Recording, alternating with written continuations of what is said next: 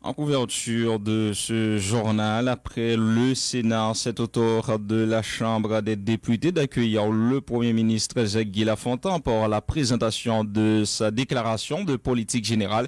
La séance est fixée au lundi 20 mars prochain à 1h de l'après-midi. Il faut rappeler que le Gancor a approuvé jeudi matin à l'aube l'énoncé de politique générale de M. Lafontaine par 20 voix pour, 0 contre et 7 abstentions. Et les travaux de la commission spéciale de la Chambre basse a chargé d'analyser les pièces du Premier ministre nommé sont à une phase très avancée, a indiqué hier le président de la commission, le député Jean-Wilson Hippolyte.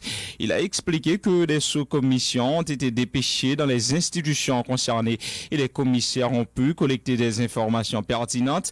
Mais contrairement aux sénateurs qui ont fait état d'anomalies dans les documents soumis par le docteur Jacques-Guy Lafontaine, le député Jean-Wilson Hippolyte a évoqué, je cite, de petites irrégularités relevées par les commissaires de la Chambre basse. Il donne la garantie que le rapport de la commission sera prêt et remis au plus tard ce samedi au bureau. Écoutez les déclarations du député Jean-Wilson Hippolyte au micro de Yandy France Fidèle. Nous avons un niveau très avancé à travailler. La commission était réunie et nous avons essayé de former des sous-commissions qui étaient allées dans des directions ou des ministères pour que nous soyons capables de joindre les informations pertinentes par rapport à un ensemble de documents ou de pièces déposées par le Premier ministre nommé. Nous avons un bel niveau à travailler. Hier soir, nous passons presque toute la nuit à travailler. Jusqu'à ce matin, nous avons fait un travail matin, il était 3h30. Nous allons continuer le travail d'ici jeudi à demain pour que nous soyons capables de finir le rapport. D'ici lundi, nous sommes supposé faire prêt pour que le rapport soit présenté pour devant de l'Assemblée où le Premier ministre est capable de venir présenter, énoncer politique générale. Alors, sous-commission peut aller dans le ministère de la direction générale, qui ça rejoint comme information.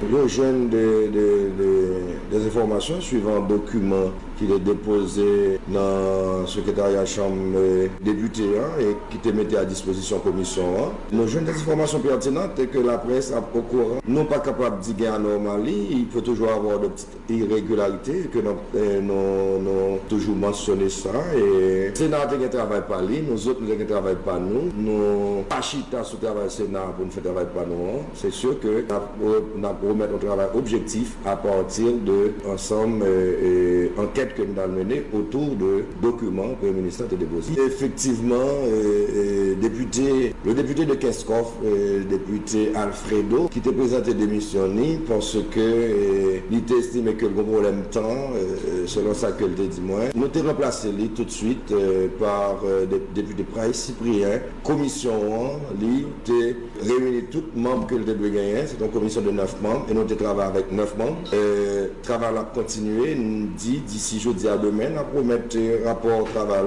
pour que dès lundi, nous présenter le résultat du travail. Travail en pile sur le document que nous avons dans s'il y a des irrégularités, nous mentionnons et l'Assemblée va gagner lui-même pour les capables de sanctionner le travail réalisé, disons, par la Commission, parce que la Commission travaille pour l'Assemblée.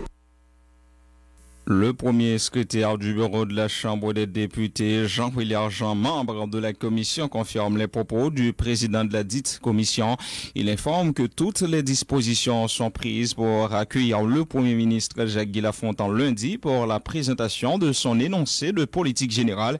Le député Jean-William Jean. Nous avançons à grands pas par rapport à la finalisation du rapport dans le bureau, Chambre député. Nous entendons pour lundi à 1h pour nous recevoir le Premier ministre, tous les ministres qui sont dans le gouvernement. Instruction passée déjà pour nous informer et Premier ministre lundi à 1h boule.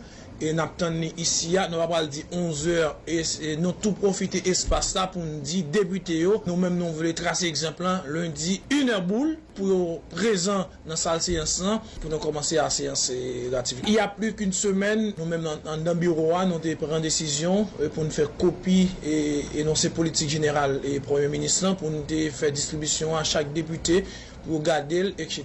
Je pense peut-être qu'il y a des grandes interrogations, mais c'est à député. Moi, personnellement, je prends le temps, les soins, malgré pas de temps, même prendre le temps, les soins pour me garder et pour me comprendre la réalité. Est-ce que réellement Haïti la donne? Est-ce que réellement Guadeloupe la donne? Est-ce que réellement et communauté encore et chagrin moun ti moun yo en dedans et non c'est politique ça. On va pas faire fuite en avant. Il y a 3 instances de décision en dedans parlement, en randa chambre député a gagné premièrement gagné bureau a gagné conférence des présidents, gagné assemblée a qui c'est plus grande instance qui gagne surtout en chambre député a. L'Assemblée souveraine, nous-mêmes comme commissaire, nous avons pour mener des enquêtes et nous faisons, nous allons dans toute institution qui concerne nous, nous menons enquête nous. D'ailleurs, il y a des institutions qui disent bravo parce que nous-mêmes, nous déplacer, nous parlons dans le téléphone, nous déplacer, nous d'ailleurs nous sommes divisés en sous-commissions, ça permet de travailler la fête avec rapidité. Et nous apprenons que les députés Jean-Robert Bossé, Rénal Exantus, respectivement des circonscriptions d'Aquin et de l'Esther, ont écrit au président de la Chambre basse, Charles Zéar-Chancy, pour lui demander, pour lui d'adresser une correspondance au Premier ministre nommé Jacques-Guy Lafontan en vue de faire parvenir à la Chambre basse l'arrêté nommant les membres de son cabinet ministériel ainsi que leur dossier conformément à l'article 172-1 de la Constitution de 1987 amendée, ce avant la présentation de sa déclaration de politique générale. L'ambassadrice de France en Haïti, Elisabeth Beton-Delègue, a salué la ratification de l'énoncé de politique générale du Premier ministre Jacques-Guy Lafontan par le Sénat de la République. C'est un pas dans la bonne direction, estime la diplomate qui croit qu'Haïti doit se doter dans un temps raisonnable d'un gouvernement afin d'adresser les problèmes auxquels fait face la population. Haïti sort enfin d'un cycle électoral compliqué, se tourne désormais vers la normalité constitutionnelle. C'est réjoui l'ambassadrice française réitérant l'accompagnement de son pays aux autorités haïtiennes. Écoutez les déclarations d'Elisabeth Beton-Delègue au micro de Dominique Jean-Baptiste. Je pense qu'il est très important que Haïti soit doté rapidement d'un gouvernement qui puisse se mettre au travail. Donc je vois ça positivement. Je crois qu'il faut donner à la chose politique le temps de se faire. Je veux dire, vous êtes dans un pays où par définition il faut négocier, il faut discuter. Je veux dire, c'est le propre d'ailleurs de la politique. Ce qui est important, c'est que maintenant, je trouve que Haïti a franchi des étapes fondamentales. Bon, retour à la normalité constitutionnelle avec un renouvellement par les élections, par la voie électorale de toutes ces institutions. C'est un point très positif. Et puis maintenant, procédure pour ratifier le gouvernement conformément à la Constitution qui a lieu, je pense, dans un pas de temps qui est tout à fait raisonnable. Ça va de soi. Nous avons toujours été en faveur d'élections inclusives et transparentes qui permettent de donner une légitimité par les urnes aux autorités qui sorties de celle-ci. Il est très important maintenant, face au problème, que nous soyons sortis de ce cycle électoral qui a été tourmenté, qui a été compliqué, pour pouvoir aborder en partenaire, en accompagnateur de l'État haïtien, et je dirais, les problèmes de l'heure et les défis de l'heure. Le ministre sortant de la Justice est monté au créneau hier pour dénoncer les allégations et les critiques acerbes dont il est l'objet dans le cadre du dossier de Guy Philippe. Maître Camille Junior Edouard a d'entrée de jeu souligné que le sénateur élu de la Grandance ne jouissait pas d'immunité, n'avait encore aucune garantie d'inviolabilité au moment de son arrestation. Au nom de l'État haïtien, j'ai agi avec la conscience tranquille, j'ai pris mes responsabilités comme ministre de la Justice et de la Sécurité publique pour ne pas mettre en péril la police haïtienne et montrer une solidarité avec les trafiquants de drogue, s'est défendu le ministre démissionnaire. Il a en outre précisé que Guy Philippe a été transféré aux États-Unis comme cela se fait pendant les 15 dernières années pour tous ceux qui sont impliqués dans le trafic de la drogue sur la base de l'accord signé en ce sens entre les deux États.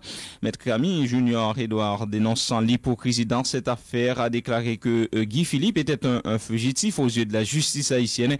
D'ailleurs, il dit détenir une requête du juge d'instruction Benny Noël demandant que le sénateur élu soit, une fois qu'il aura purgé sa peine aux États-Unis en cas de condamnation, soit mis à sa disposition dans le cadre de l'attaque meurtrière contre le commissariat des Cayes en mai 2016. Écoutez les propos du ministre sortant de la Justice, Maître Camille Junior Edouard, propos recueillis par Diego Charles. Le concerné Guy Philippe, il n'avait pas encore l'immunité. Il n'a pas gagné aucune garantie d'inviolabilité le 5 janvier. Et une fois que le bureau de lutte contre le trafic de stupéfiants, sans que pas gagné effusion de sang, c'est ça que fait que vous pas prendre déjà. Une fois que vous prenez Mounsa Yogen plusieurs mandats contre lui, eh bien, la justice américaine, à travers l'ambassade des États-Unis, ils ont réclamé l'application stricte, comme il était toujours faite pendant plus de 15 ans, qui est le transfert de tous ceux qui sont concernés par le trafic de drogue. Eh bien, c'est ce qui s'est passé avec Guy Philippe. Maintenant, qu'est-ce que je devais faire? Je devais mettre en péril la police haïtienne. Je devais anéantir la coopération. Qu'est-ce que je devais faire? Je devais montrer une solidarité avec les trafiquants? Non. Au nom de l'État haïtien, j'ai agi comme d'autres l'ont fait. Et j'ai agi avec la conscience tranquille. J'ai pris mes responsabilités comme ministre de la Justice et de la Sécurité publique. Mais connaissez que nous voulons demander pour qui ça me parle. Je suis un homme d'État. Je ne fais pas de concours de visibilité à la radio ni à la télé. Je sais me taire. Un inculpé est par devant la justice haïtienne ou étrangère. Je ne parle pas pour ne pas interférer et pour ne pas embarrasser l'État haïtien. Et j'ai avec moi la lettre du juge d'instruction qui demande à ce que l'inculpé Guy Philippe, une fois purgé sa peine, s'il est condamné, qu'il comparaisse devant lui au CAI. Eh bien, ça n'a pas dit là. Ce soit nous devons faire état de droit ou bien nous pas faire état de droit. Maintenant, à la question de résolution, vous savez que le Parlement, c'est une assemblée politique et que l'inculpé Guy Philippe, il y a plusieurs titres aux yeux de la justice haïtienne sont fugitifs que liés, et ceci pendant 12 ans. C'est pas moi qui dis, c'est la justice qui dit, et nous-mêmes, nous toutes qui là, nous connaissons que tu as un mandat. Le travail du ministère, une fois de plus, Mabdil, c'est remplir les formalités administratives que tout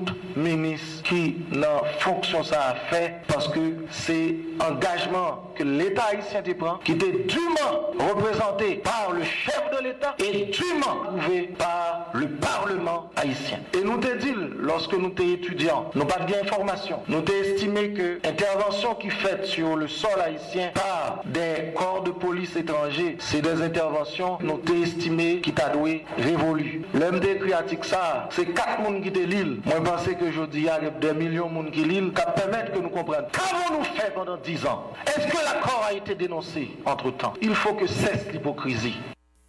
Le ministre de la Justice, Maître Camille Junior Edouard, qui était dans une colère noire lors de cette conférence de presse hier, conférence de presse pour répondre aux critiques acerbes dont il est l'objet dans le cadre du dossier de Guy Philippe. La résolution adoptée par les sénateurs pourrait-elle avoir une incidence sur la décision de la justice américaine? Franklin Denis Julien, doctorant en droit et qui a produit plusieurs textes sur ce dossier, pense que non. Outre le désaccord entre le Parlement et l'exécutif haïtien sur cette affaire, Julien met en avant la non-reconnaissance par les États-Unis de l'immunité dont jouissent les parlementaires étrangers. À noter que le procès du sénateur élu de la Guenance doit s'ouvrir le 3 avril prochain en Floride et devrait en principe durer environ une dizaine de jours selon Franklin Denis Julien. Il répondait à Valérie Numa. On a un problème pour nous poser la résolution. C'est-à-dire que nous sommes entité qui est l'État haïtien. L'État haïtien n'a pas qu'à un devoir, non? C'est-à-dire que les sénateurs font une résolution avant que vous rencontrez avec le ministre de la Justice là. Il faut retarder le ministre de la Justice là. Est-ce que tu es écrit là vraiment? Parce que. Tu n'as pas l'interpellé, ça va te marcher. Tu t'es invité, il va venir. Tu convoqué, il va venir. Quand qui ça devient la rogne aux États-Unis, c'est on est capable de parler avec deux voix. L'exécutif dit que lui fait transfert, l'exécutif là dit ils font acte, Sénat dit que le pas d'accord, et puis pas gagner un qui a sanctionné l'autre. Vous comprenez? Ça dit faut en tant qu'État pour harmoniser voix, pour parler dans seule voix. Mais oui, on comprend nos Valérie. C'est-à-dire que je pense que bon élégance que les États-Unis doivent gagner, à savoir que même les Haïtiens n'ont pas d'accord avec position américaine, c'est-à-dire de retirer l'utilisation, il dit que l'État pour son Haïti un petit café mesquinerie. Bon élégance que l'État américain est supposé gagner, d'accord avoir là dans 100%, mais en même temps tout. Je pense que c'est sûr que dans le Parlement, que nous travaillons pour changer le pays, pour que madame soit obligée de aux États-Unis. Parce que Valérie, ces derniers jours, je regarde le Sénat. Mon cher, je la peine de la torture. Je semble à conduire peut-être une balade. Toute la journée, il faut dire, taisez-vous et mettez-vous. Maintenant, vous voulez dire que résolution ça, on ne peut pas que le gain qu'un côté le aller, mais qui sont gain sous monsieur sénateur, par exemple, qui dans une ligne de mire américain, dans le cas d'enquête, combien de sénateurs gain là sous l'histoire? Mon cher, je ne pas un nombre. Mais seul ça me dit, Valérie, qui s'accuse? Je me dis que sénateur, supposé qu'on est sénateur député haïtien, supposé qu'on est, c'est que les États-Unis pas reconnaître immunité à législateur étranger. Donc, affaire immunité qu'il y a évoqué, Alba Kembe? Non, il y a un argument que, il y a une requête que l'avocat Guillaume fait. Il dit que monsieur gagne immunité, au fond, requête en sursis. Il demande pour sursoir à poursuite jusqu'à la fin du mandat de Guy, parce que monsieur son sénateur. Eh bien, le gouvernement américain, avocat, répond, il dit comme ça que pas rien comme ça dans la loi américaine, et les législateurs étrangers n'ont pas gain immunité, et que seul monde qui gagne immunité aux États-Unis, c'est les diplomates. Qui le procès après l'ouvrir d'Acadie officiellement côté que nous dit des échanges etc. et puis qu'on y a combien de temps pensez le cas durer pour que nous dit bon que d'accord Guy Philippe fixé sous sol. Mon cher procès sauf si tu as un changement, la commencé 3 avril et procès supposé durer 10 jours environ. Même pour ces 10 jours la durée. D'ailleurs, dans le document que le gouvernement soumet, il dit que le procès a duré 10 jours. Maintenant, l'on finit un procès de 10 jours, où il y a deux barres qui sont passées, c'est que le jury a trouvé que Guy Philippe n'est pas coupable. Et deuxième barre qui est passée, c'est que le jury a trouvé que M. est coupable. Maintenant, si M. n'est pas coupable, M. n'a pas entré dans le pays. Si M. est coupable qu'on est là, M. pas avec la prison pour que il y ait M. sentence.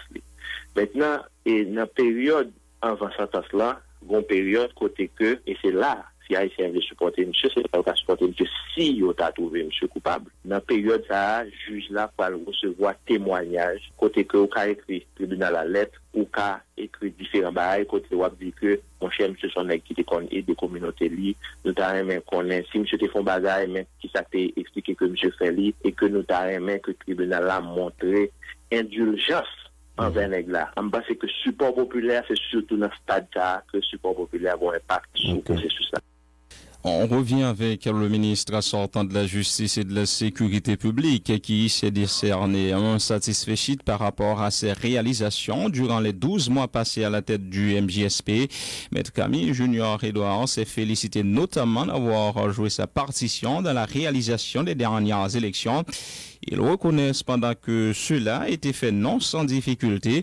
Les propos du ministre des missionnaires de la Justice, Camille Junior Edouard. Travail que nous devons pour nous faire, nous faisons et nous fiers que nous éviter que le pays a tombé dans le chaos. C'est jeudi à nous un parlement qui a fonctionné à plein régime. C'est jeudi à un président élu qui investit, qui travaille. C'est parce que justement nous avons pris engagement au niveau du gouvernement pour nous être capables d'organiser des élections que la communauté nationale et internationale reconnaît comme une plus bonne élection en termes d'organisation. Et l'axe électoral, c'était un axe qui était bien important. Ça demandait pour nous réunis avec partis politiques. Nous avons fait réunion ça et nous avons une présence plus de 80 partis politiques. Nous avons une responsabilité pour nous faire haïtiens confiance dans la capacité nous capables d'organiser de bonnes élections. Nous avons pris une décision tout pour nous discuter avec les commissaires du gouvernement et les substituts pour nous dire que suite à la rencontre que nous avons fait avec les partis politiques, gagnons méfiant parce que toujours gagnons intervention des autorités de l'État au niveau des élections. Et nous débaillons ordre formel à ce qu'aucun commissaire du gouvernement, aucun substitut, pas utiliser gaz l'État, machine l'État pour faire campagne pour candidat. Et nous te dit que ministre justice sécurité publique là, il n'y a pas de candidat. L'homme fait pour poste là, Parlement haïtien, pas de fille qui élu la donne.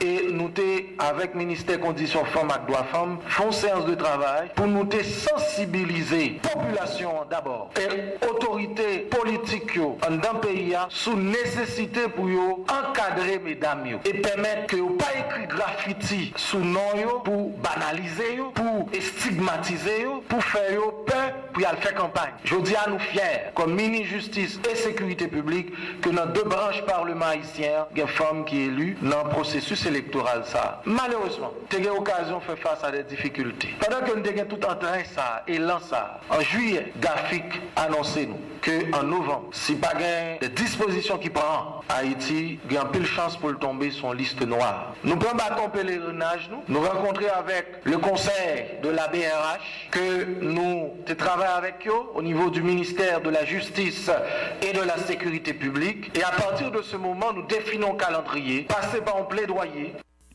La commission de réforme du droit pénal haïtien en collaboration avec l'association pour la promotion de la famille haïtienne a organisé hier vendredi une conférence débat autour du droit à l'avortement. Maître Jean-Joseph Exumé et Sybille Théarmeuse, respectivement président et vice-présidente de cette commission, étaient les deux intervenants. Dans leurs interventions, ils ont mis l'accent sur la nécessité d'aborder le sujet dans les discussions familiales. Écoutez Maître Jean-Joseph Exumé suivi de Maître Sybille Théarmeuse. Avortement, c'est une question sensible. Dans pile pays, où regarder, toujours il y a des grandes discussions sur est-ce qu'il y a dépénalisé l'avortement, est-ce qu'il y a accepté l'avortement, dans quel délai qu'il y a accepté. Donc, débat ça, est assez important en Haïti tout. Et moi-même, comme nous connaissons, moi c'est président de commission de réforme du droit pénal et Maître Meuse, Sybille Théarmeuse, lui-même c'est vice-président de commission. Donc, c'est à ce titre que vous invitez nous pour nous venir parler de qui modification qui fait dans la législation haïtienne, qui ça qui motive la législation, etc. C'est une question qui est très sensible parce que l'on dit avortement ou dit également vie un fœtus, vie un monde qui est concerné. Parce que ce n'est pas maman seulement. Nous avons un code qui là, qui déjà sanctionné avortement. C'est ça que nous avons essayé de travailler pour nous voir dans quelle mesure nous ajuster, adapter législation que nous avons fait avec réalité sociologique pays. L'avortement, ce n'est pas une matière qui est abordée dans la Constitution proprement dite, mais dans le code pénal qui était là depuis 1835, avortement, c'était un droit qui était puni par la loi, non seulement pour les gens qui font avortement, mais pour les gens qui participent dans l'idée de faire avortement. Donc, le docteur Ali, même tout, est responsabilisé en cette matière. Il était venu au paquet des problèmes en matière de santé publique, puisque dans les conditions, ça gagne des gens qui ont fait avortement dans n'importe quelle condition réellement, qui fait que vie, maman, vient en danger et tout, et il crée au paquet de l'autre problème. Nous travaillons sur un avant-projet de code pénal, donc il vient modifier le code pénal, j'en existait actuellement, et dans conditions ça, c'est une question que nous évaluons et nous venons faire des propositions. La commission intersyndicale de coordination et de suivi de la refonte du code du travail haïtien, mais le président Jovenel Moïse garde contre toute idée de saboter les négociations tripartites entamées en 2011 sur ce dossier. Jean-Bonald Fatal, membre de cette commission, a fait état de rumeurs en ce sens. De son côté, Jean-Claude Lebron, un autre membre de la commission, appelle les travailleurs à la mobilisation afin d'empêcher le sabotage des discussions. Jean-Bonald Fatal suivi de Jean-Claude Lebron. Nous réunis, jeudi, c'est suite à un paquet de rumeurs. Qui t'a fait quoi, le président de la République là, avec parlementaires, sous demande quelques éléments dans le secteur privé, a fait pour saboter le processus code travail qui a une négociation qui est entamée depuis 2011 avec appui Bureau international du travail que l'État haïtien a demandé appui technique là, pour être capable de modifier, amender et changer le code travail là en dehors de processus de négociation. Nous réunis pour nous capables de dire non, ça n'a pas fait comme ça parce que Haïti c'est membre de l'Organisation internationale du travail OIT. Nous dit président de la République là, parlementaire, si vous rentrez dans la question comme ça, il a fait Haïti en pile tort. Jodi, nous allons lancer un cri d'alarme pour demander pour reprendre le processus là rapidement pour nous capable de terminer avec la négociation pour le Parlement capable de gagner un document qui reflète les positions tous les trois partis, ça veut dire gouvernement, secteur syndical là avec le secteur patronal là pour nous capable aboutir à un processus qui reflétait intérêt et position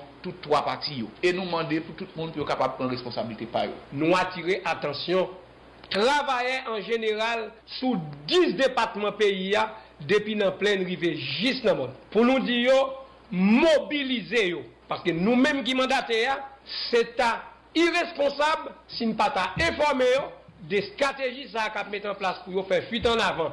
Pour un petit parti au besoin d'un code là qui en faveur et puis pour retirer tout avantage qui te gagné déjà qui c'est conquête, bataille, mouvement travailleur, mouvement syndical là qui gagne plus que 60 ans. Qui compte le bloquer? Il bloqué depuis 2011. Communauté internationale mettait à la disposition de l'État haïtien une coopération technique et financière pour lui capable de faire des massacres pour y refaire code là. Et dans des massacres, ils ont aidé patrons, ils ont aidé syndicats, ils ont aidé l'État, techniquement et financièrement. On y est là, comme des un paquet de crise préélectorale, crise politique, crise parlement, dossier a été campé. Parce que si pas de parlement, pas de loi qui est faite. À l'arrivée du nouveau gouvernement, et avec parlement qui complétait, il y a un moment pour le processus à démarrer. Qu'est-ce qui a fait?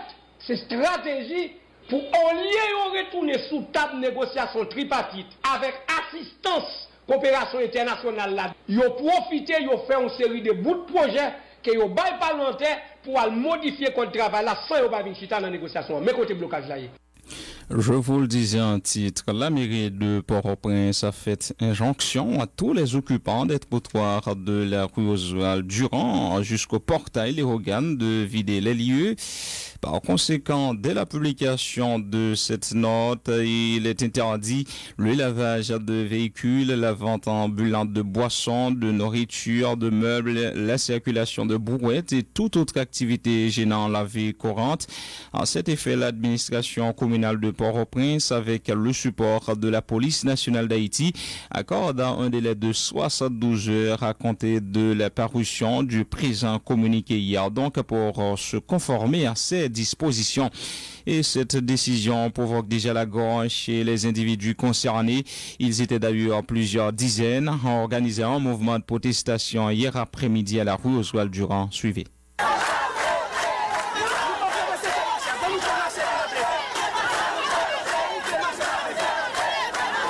C'est devant nous dégager nous tout qui là c'est des petits machins nous.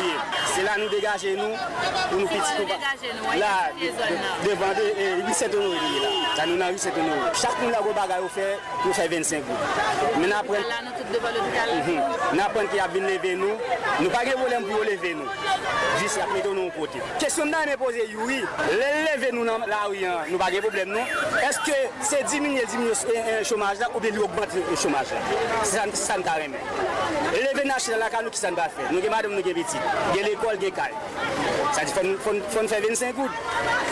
Yo on a ultimatum demain samedi à venir lever nous. Nous même nous prend la rue pour dire oui pour lever nous là-bas nous côté Moutissa pour nous distraire nous pour nous faire 25 gouttes. Et parce qu'on a commencé là-bas, on a fait tous les bagages là. Rapide côté de Campia là. Côté de Campia on a fait tous les bagages. On regarde un paquet de terrain vide là. Les gars c'est pas moun fait des autres là-dedans. Gros paquet moun qui dans la rue, moun qui dans la rue là depuis 2012, gagne depuis 2002, depuis 2000, gagne moun qui gagne 10 ans là. Qu'on a besoin pour $1 américain 70 gouttes. Pour $1 américain. L'école pour payer tout bagage encore. En fait, vous chez vous dit, lever machine dans l'arrière, soit vous tout by 4 ans vague ou bien lever machine nous. Et n'a dit Jovenel tout, nous depuis nous passer pour oui, n'a passé pour tout parce que c'est ligue by oui l'autre veut tirer machine dans l'arrière. Et si machine qui me paye là et nous pas à l'arrière. Les machines Bostad nous a demandé, nous ba nous chance parce que nous vinn campagne Bostad, dit nous comme ça voter. Quand nous voter, y a pas nous marcher. Nous pas jamais faire. Nous connaissons nous pas pour côté nous nous prêts pour nous lever Bostad, mais nous pas nous marcher, nous avons l'école petite, nous avons l'argent pour nous, l'argent bureau nous. Nous connaissons nous pas bon. Et marcher te dit à pas nous et pour nous marcher, pour ça nous voter, pour ça nous faire toute bagaille. Et va seul pour marcher Bostad, c'est marcher tout côté dans Port-au-Prince net parce que c'est nous tout cap subir même situation. Il pas bon pour nous parce que là nous fait cerveau nous travail, nous cherchons la vie. Vous c'est vous pas qu'à lever comme ça, pas qu'à faire bagaille comme ça. Et quand je venais du mot de bagaille ça, nous pas faire quoi? Nous pas pour mourir, nous pas pour bailler la vie nous parce que c'est la vie nous veut prendre. N'a pas gens veulent là et n'a prend pas, n'a prend mais autour. L'ambassade de France en Haïti a organisé hier un forum sur l'orientation professionnelle à l'intention des élèves d'une dizaine d'écoles de la zone métropolitaine de Port-au-Prince. Près de 700 jeunes venus du lycée Alexandre Dumas, des collèges canado-haïtiens, Quatre-Prissoir, Saint-Louis de Gonzague, Saint-Louis de Bourdon, Centrale Sibia de Pomerac, de Jacmel, entre autres, ont participé à cette activité. Écoutez les précisions de l'ambassadrice de France en Haïti, Elisabeth Beton, de l'Egomico de Dominique Jean-Baptiste. L'objectif, c'est qu'on ne peut pas travailler sur l'éducation, si vous voulez, sans embrasser l'ensemble. Pourquoi fait-on des études? C'est évidemment pour pouvoir ensuite aboutir sur une vie professionnelle. Et donc il est normal de faire ce rapprochement entre le secteur privé et le monde professionnel et puis le secteur de l'éducation. Alors vous allez me dire, mais vous devriez faire ça après la fac, je dirais à l'issue de la faculté. Non, bien sûr que non. Il faut que les jeunes, dès leurs dernières années scolaires, puissent avoir un panorama des possibilités, je veux dire, dans un monde qui change, pour pouvoir ensuite mieux préciser leur orientation. Enfin, c'est un cheminement assez classique. C'est pas tout à fait une première édition, parce que l'année dernière, ceci avait eu lieu, mais dans le cadre du lycée Alexandre Dumas. Cette année, nous avons dit il faut élargir plus, donc nous avons invité les établissements partenaires qui sont liés avec le lycée pour des échanges de bonnes pratiques, de formation. Certains font passer le bac français. Voilà. Et donc, c'est une communauté. C'est une communauté, donc il était bien normal que les élèves de ces établissements en profitent. Et puis les universités qui sont présentes ici, vous avez vu, le spectre est large. C'est aussi pour qu'elles expliquent quelles sont les voies, les disciplines qu'elles offrent. Plusieurs personnalités ont pu intervenir dans le cadre de ce forum d'orientation professionnelle, dont Michel Joseph, Clarence Rodnoy, Hervé Denis, Rodi Stanley Payne et Jean-Marie Théoda. Une initiative saluée par plusieurs participants, leur déclaration. C'est avec beaucoup de plaisir que je participe à cette activité parce que c'est une bonne initiative, permettre à des jeunes de la première d'avoir une impression de ce qu'ils pourraient faire à l'avenir après la philo. C'est déjà un bon début. Moi, personnellement, j'aime le droit lorsqu'on défend des causes sur le plan financier ou des entreprises. Nous avons intervenir, nous avons des conseils pour nous connaître pour nous choisir le métier nous voulons et qui définit bien pour nous relever et qui genre ça marche dans le secteur. Moi, choisi pour faire architecture. En fait, moi, je faire un métier que côté, moi, pas besoin pour moi être chita dans un bureau seulement et que moi, je interagir avec moi et puis moi, les décorations intérieures. Donc, qui est importance l'initiative? Moi, je pense qu'avec ça, que nous avons moi, apprendre pour me connaître à qui ça me va faire face et m'appliquer sur le métier de travail. Vous pouvez remarquer que il y a une liste qui se trouve ici, dans liste ça, côté que chaque monde qui a un métier que vous avez apprendre, il y a un temps qui est réservé à vous-même personnel. Ça veut dire, moi-même, personnellement, j'ai étudié la médecine, donc j'ai participé à la formation que j'ai faite dans 11 ans. Moi, je pense à l'aide de forum ça, capable de permettre moi, ouais, si vraiment vrai, orientation moi gagne pour médecine, est-ce que c'est lui-même vraiment vrai qui t'a bon pour moi. Après forum, nous sommes capables de confirmer ça. Un mort et 21 blessés, tel est le bilan d'un accident de la circulation sur la nationale numéro 2 à La Saline, 7e section communale de Ganguave. C'est ce qu'a rapporté le juge de paix Ronald Laurie, indiquant que l'accident s'est produit suite à une collision entre un autobus et deux autres véhicules de transport en commun. Correspondance Eugène Raymond. Yon moun mouri ak 21 lot en blessé grave, c'est bilan accident circulation qui fait en bien bonheur vendredi 17 mars lan sous national à numéro DA dans localité La Saline, 7e section communale à Ganguave. C'est un bus en transport en commun immatriculé TD 53 769 qui t'a transporté marchandises ak passagers sorti dans capitale en pays pour river Baradère. Selon juge en paix Ronald Laurie qui procédait à constat légal yo déclaré dans Vision 2000, c'est une collision entre deux lots en machine ak bus là qui la cause accident. Juge de paix a dit tout, parmi 21 moun qui blessé yo, c'est seulement 6 là-dedans yo qui été à prendre soin dans l'hôpital communautaire Georges Gauvin dans Ganguave. Responsable de l'hôpital là, t'es obligé de transférer victime yo à prendre soin dans l'autre l'hôpital à cause kayo t'es dépassé compétence dans l'hôpital là. C'est un bus qui t'a sorti Port-au-Prince pour aller Baradère et semblait était gagne une autre machine qui était devant là, de l'autre machine qui était devant là. Donc, ils ont fait collision ensemble. Donc, il y a plusieurs victimes. Il y a un monde qui est mort, c'est un monsieur, nous pouvons arriver à identifier non. Par la suite, nous avons transporté nous dans l'hôpital Georges Gauvin de Grand-Goave pour nous faire constat et monde qui est victime. Donc, administrateur de l'hôpital là, il communique nous une liste de 21 personnes que vous devez recevoir. Nous arrivons à constater 6 qui pas blessés grave et l'autre ils transporté dans l'hôpital Petit Goave et Port-au-Prince parce que Caillou il est beaucoup plus urgent donc pour soins qui nécessitent dans capacité. Faut que nous dit route nationale numéro 2 t'est passé plusieurs temps bloqué à cause en police en Grand-Goave pas de équipement pour te débloquer circulation. Les contingents des accidents ça yo c'est agent ministère qui était dans région qui était contre agent PNH au Bourad dans une zone à côté accident a fait en chaque jour dans espace en 2 jours il y a 2 accidents qui fait en sur route nationale numéro 2 dans niveau commune ça. Eugène Raymond, Grand-Goave, Vision 2000. Merci Eugène Raymond. Le réseau Abba System reste avec ASR Haïti a organisé hier une assemblée de validation de 15 nouvelles organisations au sein de cette structure. L'occasion pour l'officier en plaidoyer Alix Jean de demander au prochain gouvernement de se pencher sur le sort des enfants domesticité.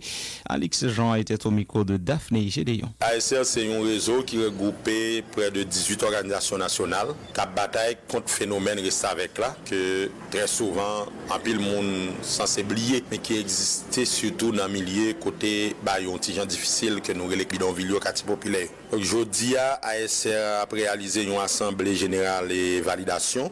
Depuis qu'il a ASR là? ASR existait depuis l'année 2000. Qui a avancé qui fait dans la lutte contre? Nous faisons un pile avancé. ASR fait plaidoyer pour faciliter ratification convention 189 sous forme de travail, 138 sous l'âge minimum et Timoun surtout qu'à travail. Il fait des avancées parce que chaque 17 novembre, il y a une sensibilisation nationale qu'il réalisé pour sensibiliser la grande population sur la situation de Timounio. Il travaille sur question traite Timoun. C'est une raison qui fait multiplier la loi contre traite là, qui lui-même été ratifiée par le Parlement et promulguée par le gouvernement Préval à l'époque. C'est une organisation qui a suivi de près situation reste avec là et situation traite Timoun. ASR en même temps tout fait des plaidoyers, il fait des sensibilisations en milieu rural et en milieu urbain. Li renforcer organisation qui travaille sur terrain sur question problématique Timoun reste avec et en même temps ASR surtout collaborer avec IBERS qui c'est Institut Bien-être social et recherche,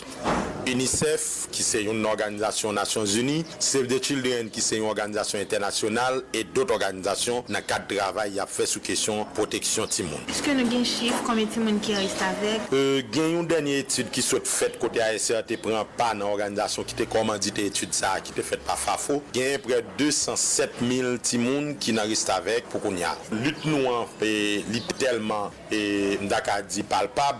Avant étude avant on te dit c'est 300 000 Timoun. Donc si le cas 207 donc on travail qui fait pour permettre que gagne une diminution. Et qui ça nous-mêmes nous demander à nouveau gouvernement ça qui dans lutte pour retirer Timoun dans reste. Bon, nouveau gouvernement gagne pour devoir pour lui mettre en phase tout ça qui gagne à question protection Timoun. Nous faisons un rapport de panel là et nous avons gagné pour nous soumettre très bientôt document ça soit à cabinet président République là et nouveau gouvernement par rapport au premier ministre qui venir pour que yo ka garder document ça et garder comment yo ka insérer dans programme yo la question de défense et protection de l'enfance. Clôture hier vendredi de la 4e édition de la semaine en lettres, arts et culture organisée par le Collège canado-haïtien. Cette activité qui se donne pour objectif de créer une passerelle entre les jeunes et la culture haïtienne s'est déroulée autour du thème le livre Carrefour des lettres, des arts et de la culture. Selon l'un des responsables du comité d'organisation Yves Delisca, cette semaine en lac a été organisée pour inciter les jeunes à accorder beaucoup plus d'intérêt à la lecture. Écoutez ces précisions au micro de Léon Civil. Naturellement, c'est une activité conçue pour aider les jeunes à s'évertuer davantage vers la lecture. Parce que, quant à présent, on a pu remarquer que nos élèves, quand je dis nos élèves, les élèves haïtiens, d'une manière générale, ils ne lisent pas, ils n'écrivent pas. Et quand ils écrivent sur les réseaux sociaux, ils écrivent n'importe comment. Donc voilà, pour les encourager à lire et à pouvoir écrire depuis 4 ans, nous organisons au Collège canado-haïtien la semaine en LAC, c'est-à-dire lettres, art, culture. Donc cette semaine en LAC est organisée pour encourager les jeunes, les élèves du Canada surtout, et les élèves d'autres écoles que nous avons éduquées, pour les encourager à lire beaucoup, à s'intéresser à la lecture et à l'écriture également. À quel niveau satisfaction nous y dans l'activité ça? Donc jusqu'à présent, pour cette semaine, on est un peu satisfait. Mais ce n'est pas la semaine qui va nous satisfaire, ce sera plutôt le travail, du moins l'engouement des élèves pour la lecture. Parce que notre objectif, c'est pour que nos jeunes lisent beaucoup plus et écrivent beaucoup plus. Okay. Après 4e édition, est-ce que nous prévoyons organiser l'autre édition toujours? Et oui, parce que nous avons déjà notre agenda pour l'année prochaine qui est en cours, et pas encore sous presse, mais c'est déjà prêt, notre agenda pour l'année prochaine. Dans l'agenda, il y a la semaine.